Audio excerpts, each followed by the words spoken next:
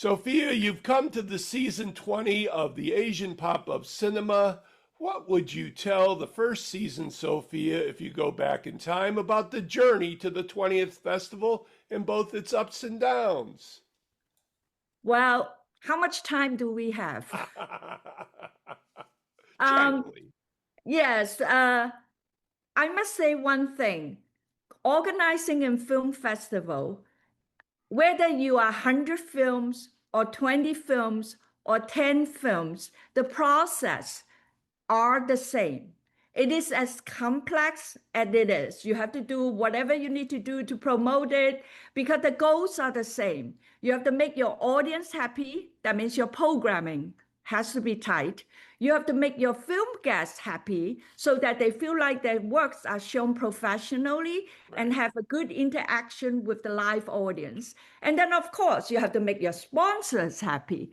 So these three is like you cannot lose any one of them. You have to do them simultaneously. That's how I look at it. So if you ask me to look back 10 years ago, my first inaugural season to now, the biggest difference is my number of guests increase. Right. That adds up to a lot of complexity because when you have live audience, live guests, plus the live audience, they all need to be pleased at the same time within that screening time with no encore because no NG. That's what I meant. No NG. You just have to do it right one take. Yeah. That's the challenge. All right. Very good. So the opening night film on March 20th, a Hong Kong film called Pass and Goal. What made this film the perfect opener for season 20, and what can people expect from the opening night festivities? Well, the film itself is about underdog, athletic glory, and it's sweet and wholesome. You can't go wrong with that, especially for Chicago audience. Chicago is a sport town, so I have to choose this one. Um, and then the festivities include the red carpet. And this year is different. Our red carpet is just not for the opening night film. It includes all the films with guests coming at the same time. I scheduled them all to be able to attend. So we will have Hong Kong guests, we will have South Korean guests, we have Japanese guests, we even have Singapore guests. Nice. And three of them come with actors, and one of them just coming by the director alone. So it will be, the red carpet will be not as grand as the Cannes with miles of red carpet from the lower floor to the back floor. But we do want to make it spectacular. People coming to the red carpet, that you will see all our guests walking the red carpet stage, taking their photos. They can take a lot of pictures for their safe keep, self-keep, and then Gigi Leung, who is always a actress playing best girlfriend, submissive, charming. But in this movie, as she matured a little bit, she also challenged herself with more different roles. She already showed that journey a couple years already, maybe I would say 5 years already. And this one, she played a wealth management type of executive who actually started with a downfall and tried to come back. So altogether, it's also her own growing up, understanding more about herself and also her interaction and her relationship with this little unprofessional neighborhood kid soccer team. So it's very sweet, very good. So I think people will enjoy the film to start with and also enjoy the festivities of seeing other actors and directors coming from Asia. Excellent. So every year I ask you for highlights, knowing full well that every film is a highlight. But What are three not to miss films for season 20, including Closing Night? If I include Closing Night, can I mention three films? Yes, you can. There's no rules here. I just want to keep it short. Yes. Well, my number one film, you see, I saw so many films. I went to all the film festival. Yeah. I also saw a lot of guests when they were on stage presenting their films at all the festival. All in all, there are three films that I included in this season. Number one is A Good Child from Singapore. Mhm. So it is about the actor Richie Cole is playing a drag queen. It's amazingly interesting and adorable, and yet it's very had a lot of heart. That kind of a person. And he goes home to take care of his very conservative family that they were estranged for a long time Right. because of his choice. And it's a tender, lovely family drama. And his final relationship with his mom is beautiful. Nice. So I chose this one. Number two is actually my centerpiece, April.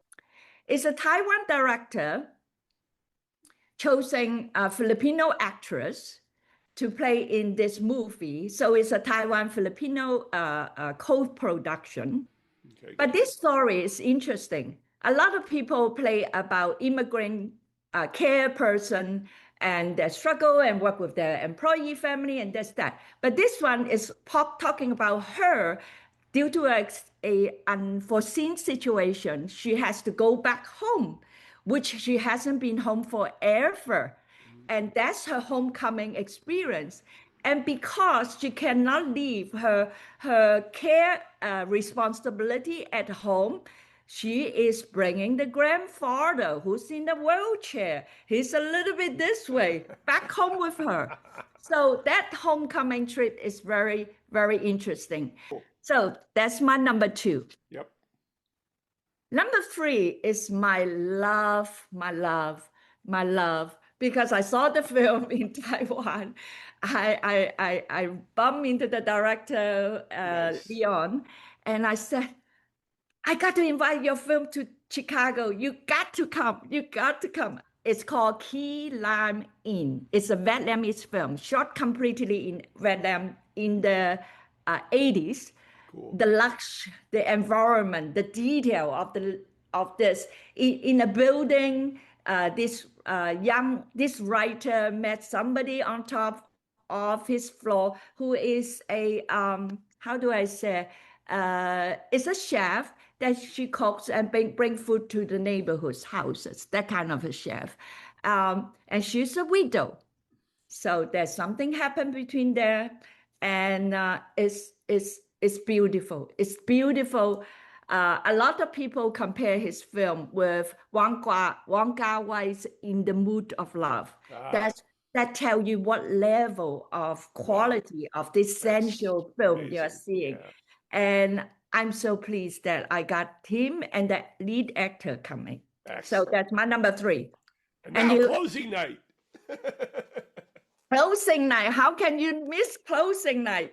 I mean, Ichi Uchida is a wonderful director. Season he got so many recognized award-winning awards at home and overseas, and of course for international audience who are newly introduced to Asian film, probably see them a lot on Netflix. We see he also part of the directors doing the Naked Director, that series. Okay. A couple of years back. You can look it back. Yeah. So pretty outrageous, hilarious. He always a very interesting sense of humor.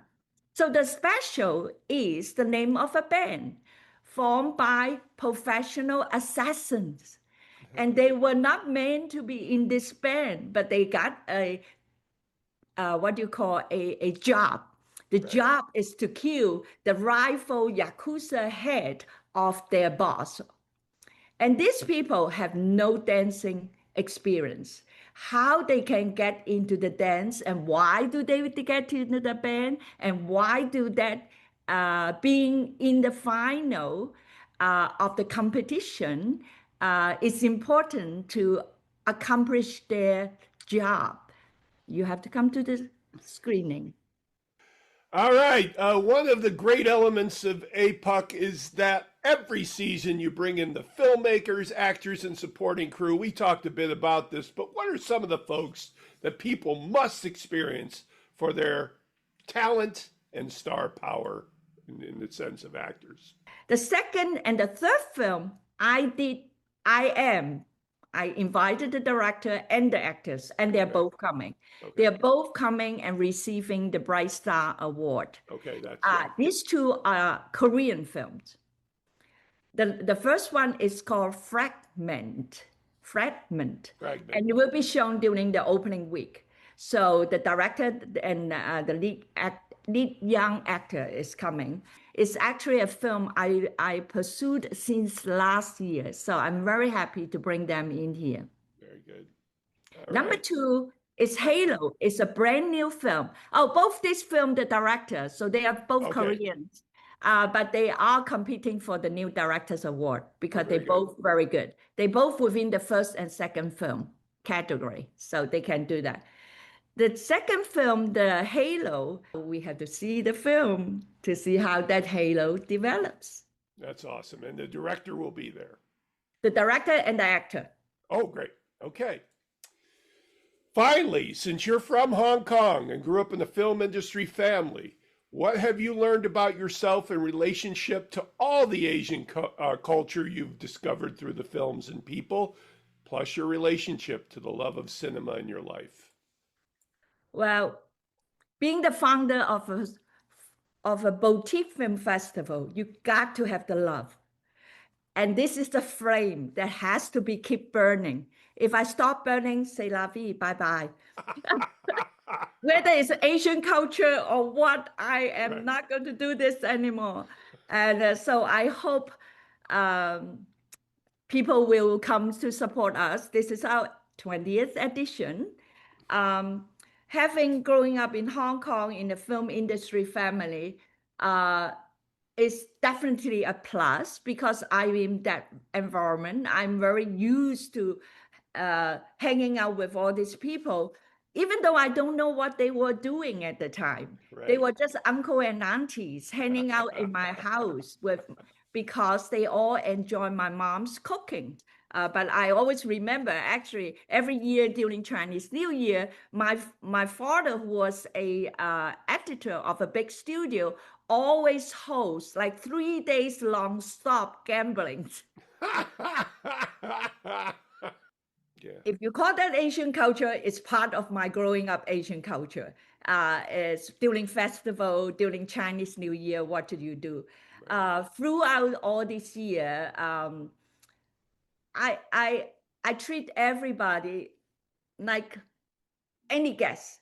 They could be American guests, they could be Asian guests. Guests are guests. You have to do that. You have to make sure they feel like we are professionally run. We are expecting their words. We're giving them all the highlights and interaction with the press. Get their word out for their film.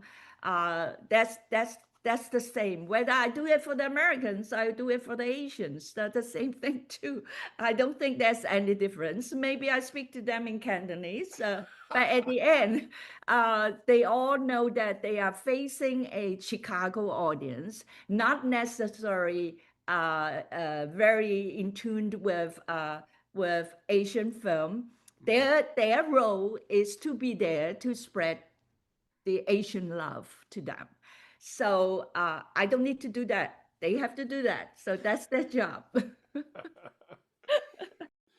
This is Patrick McDonald for HollywoodChicago.com. Copyright 2026.